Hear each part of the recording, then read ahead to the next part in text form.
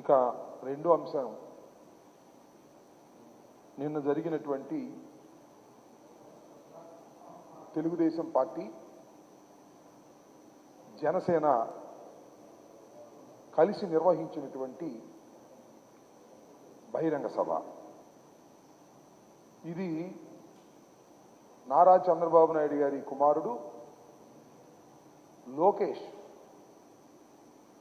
ఒక సుదీర్ఘమైన పాదయాత్ర చేశాడని, ఆ పాదయాత్ర చాలా గొప్పదని, ఆ పాదయాత్ర ముగింపు సందర్భంగా యువగళం నవశకం అనేటువంటి పేరుతో విజయనగరం జిల్లా పోలేపల్లిలో ఓ పెద్ద బహిరంగ సభ నిర్వహించాలని తలపెట్టారు. చాలా పాఠం చేశారు.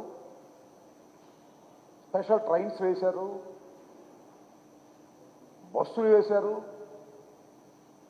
రాష్ట్ర నలుమూలల నుంచి జనాన్ని సమీకరించేటటువంటి కార్యక్రమం చేశారు.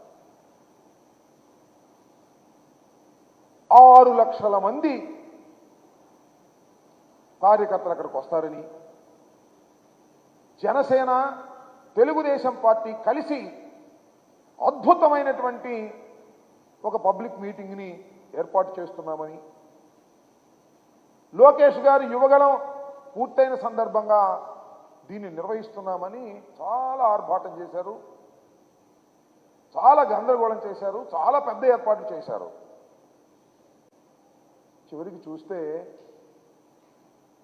ఆ బహిరంగ సభ తుస్సుమనిపించే స్థాయిలో జరిగింది. ఏంటంటే రాంబాబు గారు తుస్సుమనే స్థాయిలో జరిగింది, పెద్ద పెద్ద విజువల్స్ చూశారు కదా అని చాలామంది అనొచ్చు. నేను మనవి చేస్తున్నా, 6 లక్షల మంది వస్తారని ప్రచారం చేసుకుంటే ఎంతమంది వచ్చారు? వచ్చిన వాళ్ళు ఎంతసేపు ఉన్నారు? ఎవరు ఉపన్యాసాలు విన్నారు? మధ్యలో ఎందుకు వెళ్ళిపోయారు?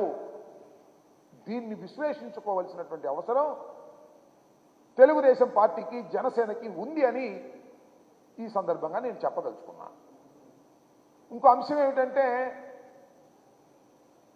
అసలు యువగణం ఈ మొత్తం 3132 కిలోమీటర్లు లోకేష్ బాబు నడిస్తే ఆయన ఏమి సాధించాడు? ఏమి సమస్యలు తెలుసుకున్నాడు? ఏ సమస్యల్ని పరిష్కరించడానికి అక్కడ పరిష్కార మార్గాలు చెప్పాడు? ఏమి లేవు. అదేమంటే ఇది యువగళం ముగింపు సభ, యువగళం నవశకం అని చెప్పారు. మన దానిలో